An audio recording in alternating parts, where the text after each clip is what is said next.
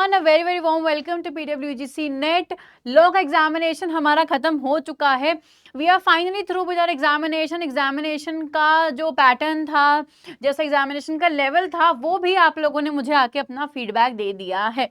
अब उस फीडबैक को देखते हुए, हमारी प्रीवियस ईयर की जो कट ऑफ गई उनको देखते हुए, एक एक्सपेक्टेड कट ऑफ जो है वो आप सब लोग रिक्वेस्ट कर रहे थे कि मैम क्या कट ऑफ रह सकती है।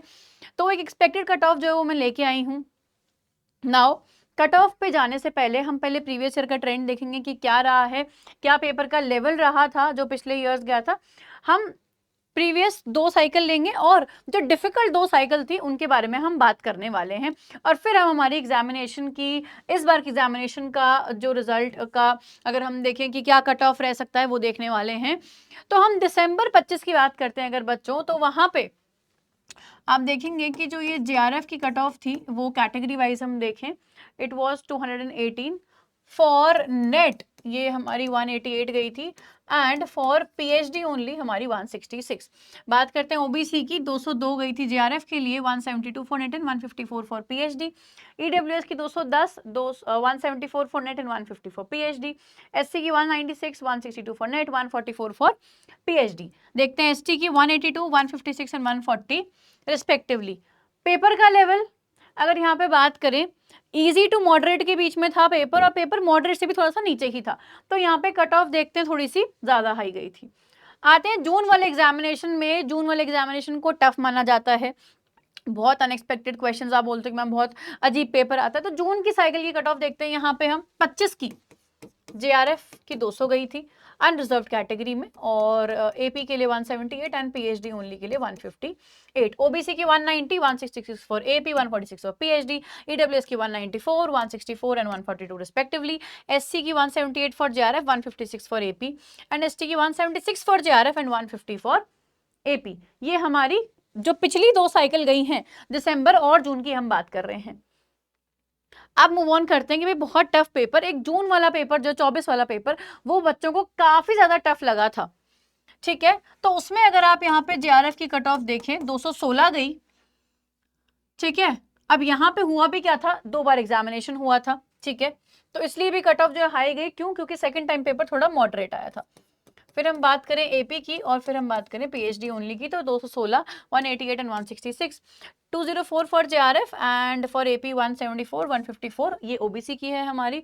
ईडब्ल्यूएस की फॉर जेआरएफ 206, 172 एंड 148। एससी की 188, 162 एंड 140।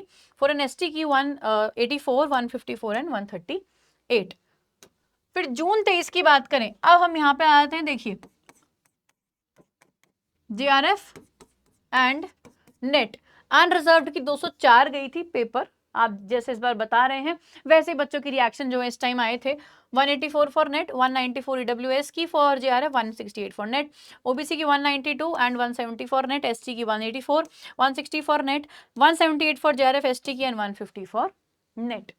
अब हम हमारी अगर एनालिसिस करें इस बार, आप लोगों ने सबने बोला है कि पेपर, अभी तक मैंने एग्जामिनेशन का पेपर देखा नहीं है, तो स्टूडेंट्स जो भी मैं कट ऑफ यहाँ बताने वाली हूँ, ये सिर्फ आप लोगों के जो रिएक्शंस आए हैं, आप लोगों ने जो क्वेश्चंस भेजे हैं, आप लोगों ने जो बताया है किस तरीके के क्वेश्चंस थे, कितने बच्चे एग्जामिनेशन में अटेम्प्ट किए हैं, उन सब को देखते हुए एक बहुत ही अंदाजा लगाया है मैंने इस कट ऑफ को।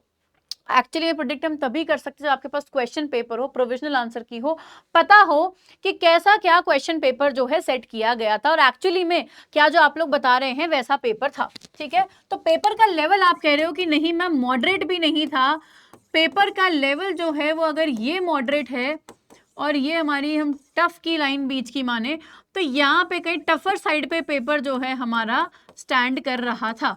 ठीक है, क्लियर है। बहुत ही ज्यादा इनडायरेक्ट क्वेश्चंस पूछे गए थे, बहुत ही ज्यादा अतरंगी क्वेश्चंस पूछे गए थे। आप लोगों का आया है कि वियर्ड पेपर इस बार सेट किया गया था, नॉट एट ऑल एक्सपेक्टेड।